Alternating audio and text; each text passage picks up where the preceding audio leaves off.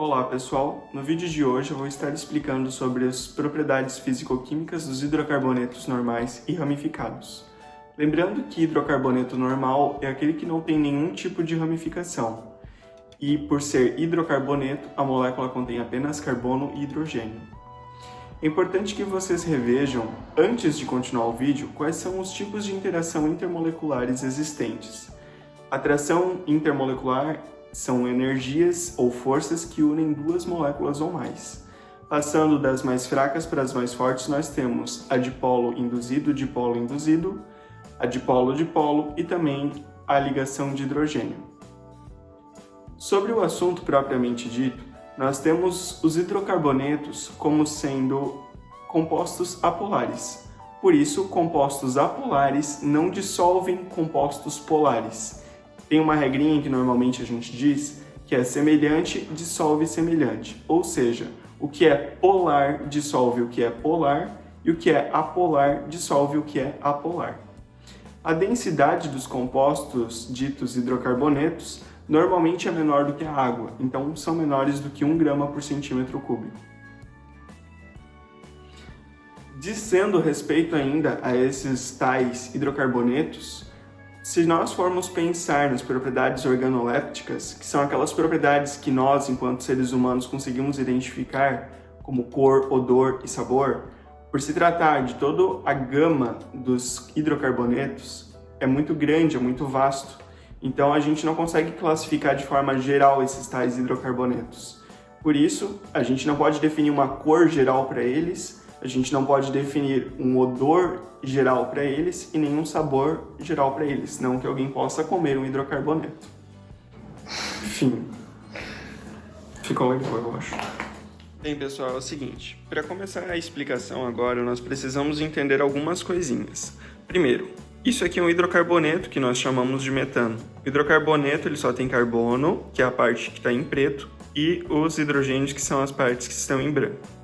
O que acontece? A diferença de eletronegatividade entre esses dois elementos químicos não é tão grande assim, então a gente não pode dizer que o carbono, que é um pouquinho mais eletronegativo que o hidrogênio, vai puxar tanto assim o elétron dessa ligação para perto do carbono. Entretanto, como a gente tem uma geometria aqui, se nós formos traçar vetores que vão dizer qual é a direção que esses elétrons estão sendo atraídos, todos esses vetores vão apontar para o centro. E se nós formos fazer uma soma vetorial, essa molécula aqui não vai ter um vetor dito força, que seria aquele vetor que vai levar o elétron da ligação química para algum lado. Sendo assim, ou em outras palavras, essa daqui é uma molécula que é dita apolar. Então, se eu tenho duas moléculas iguais, as duas são apolares. O tipo de interação que ocorreria entre elas não pode ser do tipo dipolo-dipolo, porque nós não temos polos de energia aqui. E também não pode ser do tipo ponte de hidrogênio, porque nós não temos nenhum elemento extremamente eletronegativo para poder fazer uma ponte de hidrogênio aqui. O que vai acontecer então? Vão ser forças ditas de polo induzido que vão atuar sobre essas duas moléculas. Como que funciona uma força dita de polo induzido? Então, em um dado momento, um acontecimento, alguma influência externa, a nuvem eletrônica, ou seja, aqueles elétrons que estão orbitando próximos a esses elementos químicos aqui, esses que estão nas ligações, eles podem ir mais para um lado e menos para o outro. Então, digamos que esse aqui seja o hidrogênio que vai, digamos, receber um pouco mais de elétrons, ou os elétrons dessas ligações químicas aqui estão mais próximos a esse. Então, em um dado momento, a gente vai ter a formação de um polo parcial negativo nessa ponta da molécula. E esse tal polo parcial negativo, ele vai fazer com que eu induza uma outra polaridade na molécula vizinha. Então, se eu tenho uma parte que está negativa aqui, ela vai empurrar os elétrons dessa outra molécula para o lado esquerdo. Isso porque o elétron repele o elétron.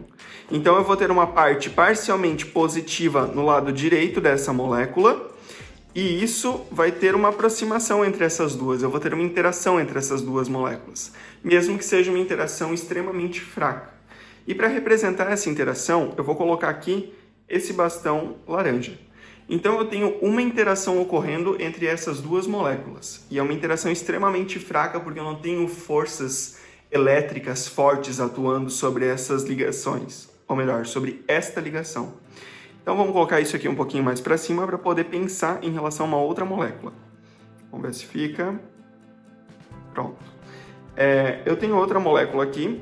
Como a gente está trabalhando com moléculas muito próximas, muito iguais, então o que vai acontecer? Eu preciso sempre avaliar iguais com iguais. Eu não posso avaliar diferentes. Então, digamos que eu tenho a substância metano pura. A substância metano pura vão ser várias moléculas de metano, que é essa parte de cima. Se eu estiver falando do etano, eu vou ter várias moléculas do etano próximas umas das outras, mas eu não tenho uma mistura porque eu estou trabalhando com a substância pura. Eu coloquei uma ao lado da outra para a gente poder comparar, não para se confundir. Então a ideia vai ser a seguinte: a gente pode ter novamente uma interação acontecendo entre essas duas moléculas, e essa interação vai ser da seguinte forma, a mesma que aconteceu aqui em cima. É simples, a gente tem em um dado momento, uma parte dos elétrons eles se deslocam para um lado das moléculas e isso vai induzir a formação de um polo parcial. Então eu vou ter um polo parcial positivo e um polo parcial negativo nas duas moléculas. E daí o que é positivo atrai o negativo da outra e vice-versa. Então, pensando nesse sentido, a gente tem uma superfície de contato entre essas moléculas. Eu tenho uma superfície de contato pequena entre essas duas aqui, mas eu tenho uma superfície de contato um pouquinho maior entre essas duas. E daí aqui, como eu tenho uma superfície de contato maior, eu posso ir lá e colocar, ao invés de uma única interação, eu posso colocar duas interações entre essas duas moléculas de etano aqui embaixo. E daí se a gente for pensar que para eu, por exemplo, fazer com que uma molécula evapore, eu preciso quebrar essas interações intermoleculares existentes. Para as moléculas de metano, eu vou precisar fornecer uma dada quantidade de energia para romper essa única ligação que eu tinha aqui de interação intermolecular. Entretanto, se eu precisar romper a ligação intermolecular ou as ligações, porque aqui a gente está trabalhando com duas, que seria do etano, eu preciso fornecer um pouquinho mais de energia, porque aqui ao invés de uma interação eu tenho duas. Pessoal, agora então a gente vai trabalhar com uma molécula que é um pouquinho maior, que é a molécula do propano. O propano são 3 carbonos, e daí é o seguinte, a molécula maior tem mais carbonos, e se ela tem mais carbonos, ela tem também uma maior superfície de contato. E por possuir uma superfície de contato maior, ela vai permitir uma interação entre duas moléculas também um pouco maior. Então, com isso, a gente consegue ter 3 interações do tipo intermolecular, e essas interações elas vão garantir uma maior quantidade de energia sendo necessária para eu poder separar essas duas moléculas. Então é o seguinte, como regra básica, quando a gente está trabalhando com hidrocarboneto normal, que são os não ramificados, normal é que ele não tem nada agregado aqui, não tem uma parte saindo da molécula. Então, quando a gente tem hidrocarbonetos de 2 até 4, ou melhor, de 1 até 4 carbonos, nós temos hidrocarbonetos gasosos à temperatura ambiente. Como exemplos, a gente tem o GNV, que é o gás natural veicular, e também o GLP, que é o gás liquefeito de petróleo. O GNV vai no carro e o GLP a gente utiliza nos botijões de gás de cozinha. Quando a gente tem uma molécula, em vez de 3 ou 4 ou 2 ou 1 carbonos, a gente tem uma molécula com 5 carbonos até 17 carbonos, nós temos os hidrocarbonetos ditos líquidos. E esses hidrocarbonetos líquidos, eles são muito vastos. Então a gente tem ali a gasolina, a gente tem o querosene, a gente tem o óleo diesel e por aí vai. São normalmente, como os hidrocarbonetos eles são ditos inflamáveis, a gente utiliza eles como combustíveis. De 18 carbonos para cima, a gente tem as parafinas e até mesmo o asfalto. Então, são compostos ditos sólidos.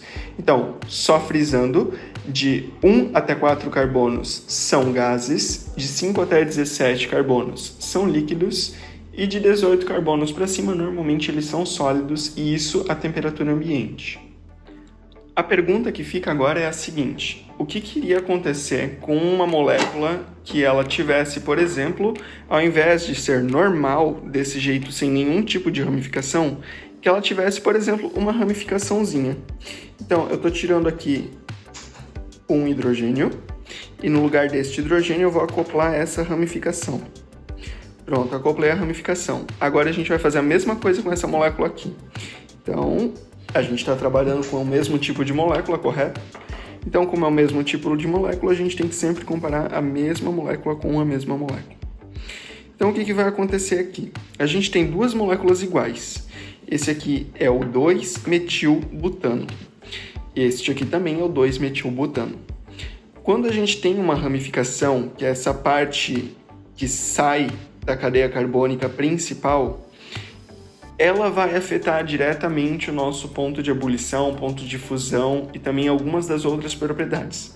Por que ela afeta? Vocês lembram que nós precisávamos de uma superfície de contato para poder ter a interação intermolecular, correto? Se eu agora tenho essa saliência saindo da molécula, a minha aproximação ela vai ser um pouquinho mais difícil, porque eu não posso pegar e encostar as duas moléculas, isso não acontece. Até porque, se a gente for pensar nas energias que tem dentro do núcleo dos átomos, a gente tem lá os prótons, e esses prótons eles vão se repelir mutuamente, assim como os elétrons se repelem mutuamente. Então, eu não consigo aproximar essas moléculas de forma tão intensiva ou tão exata como eu aproximava ela sem a ramificação. Então, quanto mais ramificações eu tiver em uma molécula, mais eu vou afetar as interações que nós poderíamos colocar entre essas duas moléculas. Então, a interação ela vai ser dificultada. Eu não posso aproximar muito a molécula. E apesar de eu poder fazer rotações, as interações, mesmo eu rotacionando as moléculas, elas vão acabar sendo difíceis. Aqui eu achei uma possível forma de interagir elas. Eu poderia interagir essa molécula dessa forma aqui. Mas se a gente for pensar que a gente vai ter outras moléculas aqui dos outros lados, em cima e embaixo, porque a gente está falando dela possivelmente no estado líquido, quanto mais ramificações eu tiver, mais afetado vai ser essa quantidade de interações que eu posso fazer.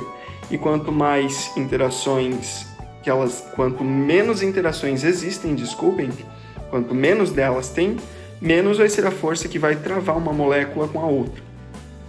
Consequentemente, se eu tenho menos interações, menor vai ser o ponto de ebulição e menor vai ser o ponto de fusão dessa substância. E quanto mais interações eu tenho, se, por exemplo, eu tiro essa ramificação aqui e tiro esta outra ramificação aqui, e além disso, eu tenho que, obviamente, devolver os hidrogênios que estavam presentes aqui antes. Pronto, hidrogênios devidamente colocados. Quanto mais interações eu posso fazer aqui, mais fortemente uma molécula vai estar presa à outra. E quanto mais forte ela está presa uma à outra, consequentemente, maior ponto de ebulição, maior ponto de fusão. Então, eu vou precisar dar mais energia para poder romper essas ligações e separar essas moléculas, por exemplo.